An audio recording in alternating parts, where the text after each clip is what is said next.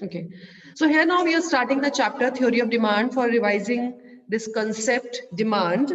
And demand सबसे पहले क्या चीज होती है? ये कंज्यूमर्स इक्विलिब्रियम का हमारा सेकंड कॉन्सेप्ट है. पहला हमने पढ़ा था कंज्यूमर बिहेवियर में consumers equilibrium with utility analysis and indifference curve analysis. और अब हम स्टार्ट कर रहे हैं यहाँ पर theory of demand. Theory of demand ये कहता है कि डिमांड कैसे चलती है, डिमांड किस चीजों के ऊपर निर्भर करती है.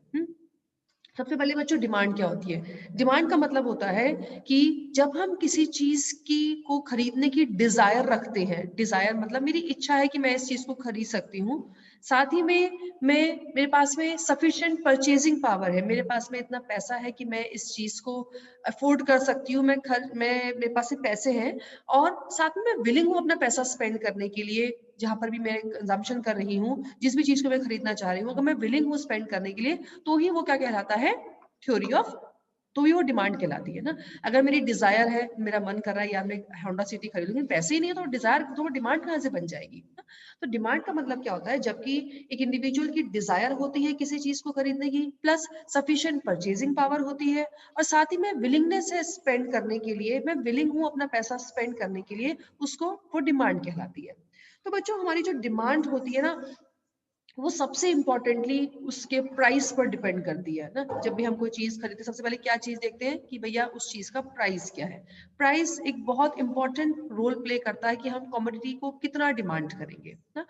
तो इसीलिए प्राइस एक बहुत इंपॉर्टेंट फैक्टर है किसी भी कमोडिटी को डिमांड को डिटरमाइन करने के लिए. अब यहाँ पर आइए आगे, determinants of demand, very important concept. Determinants of demand, that is the factors affecting demand भी इसको बोला जाता है. तो सबसे पहली चीज जो कि डिमांड को अफेक्ट करती है, जैसे I am sharing the screen now so that you can see it easily whatever I am writing over there. So now the first thing that now we are going to study is now the factors affecting demand. जो चीजें demand को affect करती हैं उन चीजों को हम यहाँ पर अब पढ़ेंगे. तो बच्चों सबसे पहली चीज जो डिमांड को अफेक्ट करती है वो होती है price of the commodity. Price of the commodity यानी कि जो भी कमोडिटी का दाम होता है, वो कमोडिटी कितने की है, क्या उसका प्राइस है, प्राइस टैग क्या है, ये हमारी डिमांड को अफेक्ट करता है. अगर प्राइसेस ज्यादा होते हैं तो हम डिमांड कम करते हैं, वहीं अगर प्राइसेस कम होते हैं तो हम डिमांड ज्यादा करते हैं. तो सबसे पहली चीज जो कि डिमांड को अफेक्ट करती है वो होती है उसका प्राइस. और भी बहुत चीजें अफेक्ट करती हैं, लेकिन सबसे importantly, very importantly, the thing that is affecting the demand is known as the price of the commodity. The second concept, the second thing that affect the demand of the commodity is price of related goods. ठीक है, price of related goods. अब related goods क्या होते हैं? Related goods होते हैं बच्चों संबंधित गुड्स, जो कि एक दूसरे के संबंधित होते हैं. अब इसकी पहले मैं जरा कैटेगरी लिख दूं, फिर आपको समझाती हूँ क्या होते हैं ये.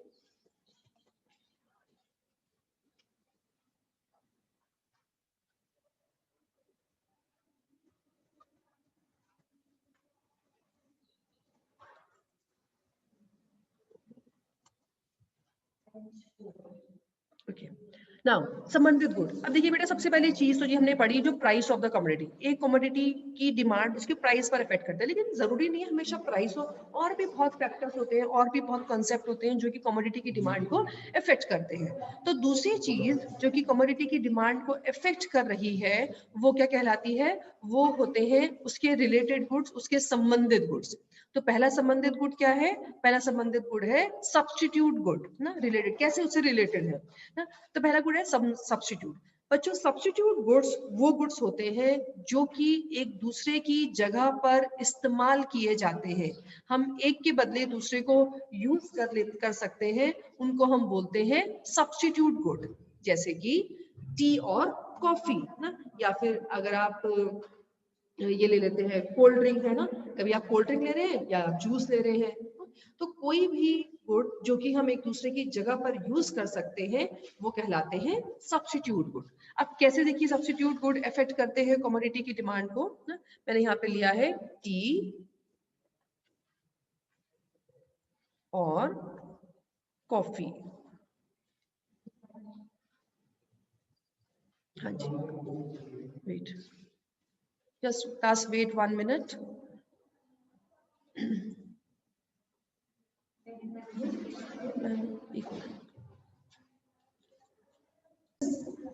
T and coffee. तो अब कैसे फर्क पड़ता है देखिए डिमांड पर। एक तो प्राइसेस पे जो हमने पहला वाला पढ़ा, दूसरा आता है सब्स्टिट्यूट गुड। अब देखिए जैसे हमें गुड्स लिए हैं टी और कॉफी, अगर हम यहाँ पे डिमांड देखते हैं टी की डिमांड अगर प्राइस के अलावा और किन चीजों से अफेक्ट करेगी, यहाँ पर दे रखा है कॉफी। अब देखिए अगर कॉफी का प्राइस बढ़ जाता है, अगर कॉफी का प्राइस इंक्रीज करता है तो उस स्थिति में क्या होगा, कॉफी की डिमांड घटेगी ना। डिमांड को हम डिनोट करते हैं क्यू से, तो उस स्थिति में कॉफी की डिमांड जो है वो क्या करेगी, वो डिक्रीज करेगी। कॉफी की demand will, the demand for coffee will decrease ना, अगर प्राइस बढ़ेगा कॉफी का तो ना। तो इस स्थिति में क्या होगा, जो टी की डिमांड है ना, जो टी की डिमांड है वो क्या होगी इस स्थिति में, the demand for tea will increase. Why the demand for tea will increase? Because the consumers of coffee will shift to tea. That's why the demand of tea will increase at the same price. जो ले रहे हैं consumption कर रहे हैं वो तो हो ही रहे हैं, लेकिन जिनकी डिमांड अभी जो कॉफी कंज्यूम करते हैं वो भी अब टी पे शिफ्ट हो जाएंगे, तो टी की सेम प्राइस पर डिमांड क्या होगी बेटा, वो जो है वो इंक्रीज हो जाएगी। जैसे कि at the same price demand for tea will increase। क्यों? क्योंकि कॉफी के कंज्यूमर्स भी टी पे शिफ्ट हो जाएंगे। और इसी तरीके से अगर कॉफी की प्राइस घट जाता है तो कॉफी की डिमांड क्या होगी, बढ़ जाएगी।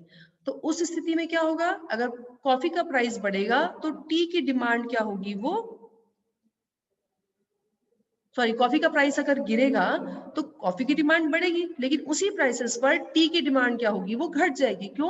क्योंकि टी के कंज्यूमर्स भी कहां पहुंच जाएंगे, कॉफी के ऊपर शिफ्ट हो जाएंगे। ठीक है, तो ये हुई कहानी सब्स्टिट्यूट गुड्स की।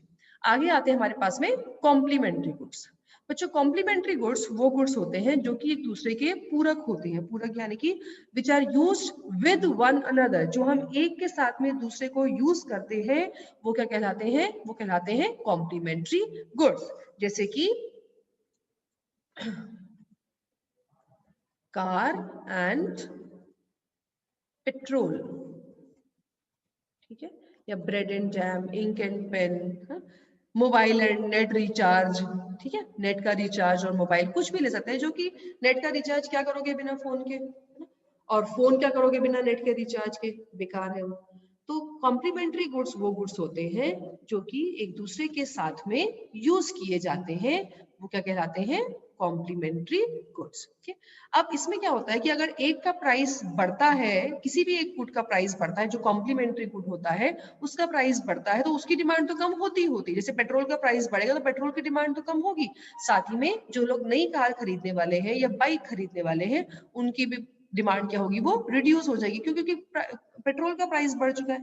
जो यूज कर रहे हैं वो तो ठीक है, लेकिन जो नया परचेज कर रहे हैं उनके लिए भी डिमांड क्या होगी, वो रिड्यूस कर जाएगी। ठीक है, सो कॉम्प्लीमेंट्री गुड वो गुड होते हैं जहां पर एक का प्राइस बढ़ता है तो दूसरे की कॉम्प्लीमेंट्री गुड की डिमांड भी कम हो जाती है। जबकि सब्स्टिट्यूट गुड्स वो गुड्स होते हैं अगर एक का प्राइस बढ़ता है तो दूसरे की डिमांड बढ़ जाती है।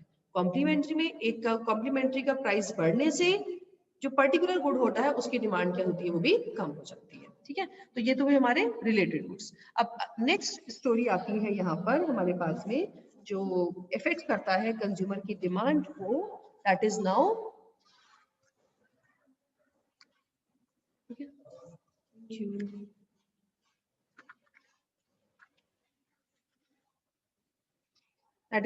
income of the consumer।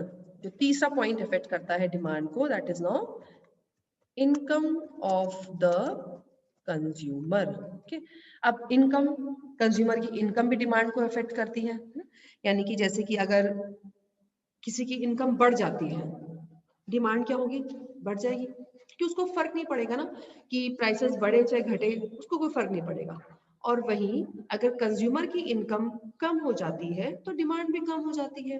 क्यों? क्योंकि वो कमोडिटी कम परचेज करेगा। ठीक, तो कंज्यूमर की डिमांड भी इफेक्ट करती है कमोडिटी की डिमांड को।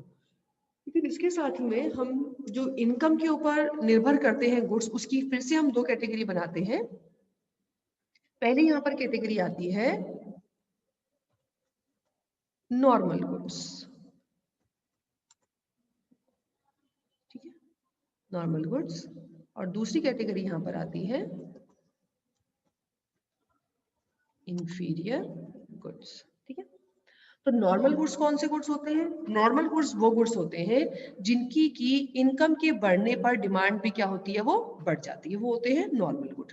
जैसे कि कोई भी हम आम चीजें यूज करते हैं, और ये जरूरी नहीं है कि जो गुड मेरे लिए नॉर्मल हो वो दूसरे के लिए भी नॉर्मल हो सकता है वो रिच पर्सन के लिए इंफीरियर गुड हो, है ना। अगर मान लीजिए मैंने कोई अपनी कोई घर की अप्लायंस खरीदा है 5,000 रुपए का ना, या सपोज करो मैंने कोई जैकेट खरीदी है ना, जो कि मुझे लग रही है अरे 2,000 रुपए की, बड़ी अच्छी है, बड़ी महंगी, नॉर्मल गुड है मेरे लिए। लेकिन जो एक रिच पर्सन होगा वो क्या सोचेगा, ये 2,000 की जैकेट कौन खरीद रहा है, कम से कम 15 से 20,000 की जैकेट तो होनी चाहिए ना।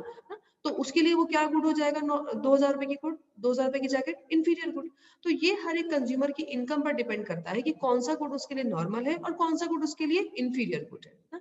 जैसे कि अगर तो नॉर्मल गुड क्या हुए, नॉर्मल गुड वो हुए जिनकी की इनकम के बढ़ने पर डिमांड बढ़ जाती है और इनकम के घटने पर डिमांड घट जाती है, वो कहलाते हैं नॉर्मल गुड्स।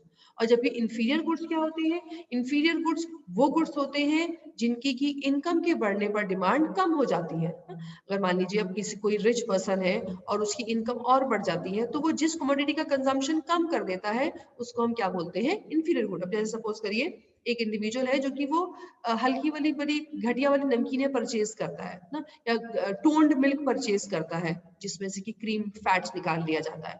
अब मान लीजिए अगर उसकी इनकम बढ़ जाती है तो क्या वो टोन्ड मिल्क परचेज करेगा? नहीं परचेज करेगा। वो अच्छी क्वालिटी के गुड्स परचेज करेगा, वो अच्छी क्वालिटी के ग्रेन्स परचेज करेगा, वो अच्छी क्वालिटी के फूड आइटम्स परचेज करेगा। क्यों? क्योंकि उसकी इनकम बढ़ चुकी है ना। तो इसीलिए यहाँ पर नॉर्मल गुड वो गुड्स होते हैं, normal goods are the goods whose demand increases with the increase in income and decreases with the decrease in income। जबकि इंफीरियर गुड्स वो गुड्स होते हैं जिनकी की इनकम के बढ़ने पर डिमांड कम हो जाती है और इनकम के कम होने पर डिमांड बढ़ जाती है। ठीक, ये हुए हमारे इंफीरियर गुड। ये हो गई हमारी इनकम का पार्ट। किसी को कुछ क्वेरीज है यहाँ तक?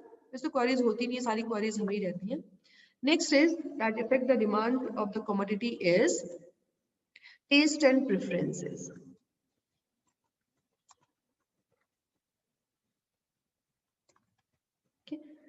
तो बच्चों कमोडिटी का टेस्ट या प्रेफरेंस भी कमोडिटी की डिमांड को अफेक्ट करता है।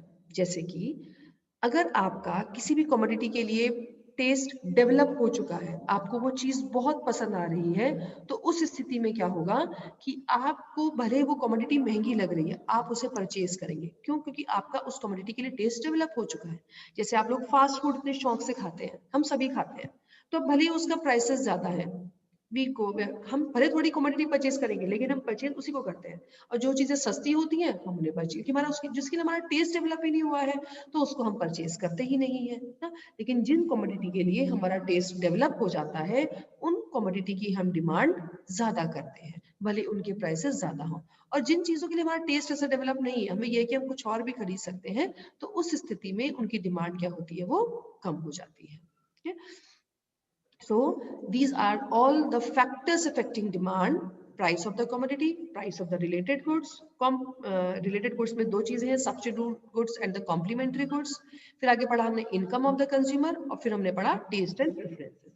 तो ये चार चीजें होती हैं जो कि commodity की डिमांड को अफेक्ट करती है। one more is there, expectation of change in the price in future।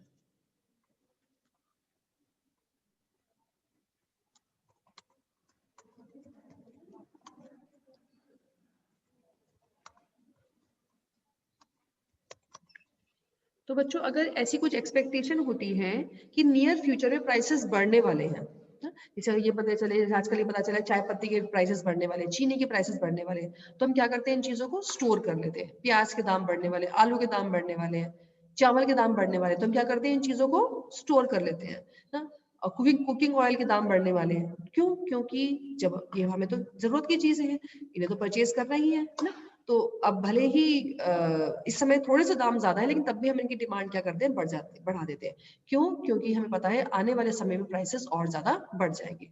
और वहीं अगर एक्सपेक्टेशन होती है कि आने वाले समय में प्राइसेस कम होने वाले हैं, तो हम एट प्रेजेंट इनकी डिमांड को रिड्यूस कर देते हैं। ठीक है, तो ये क्या कहलाते हैं, expectation of change in price in the future. तो ये सभी चीजें कमोडिटी की डिमांड को अफेक्ट करती हैं। Now up to this, we have explained you factors affecting demand, very important. Please read it carefully.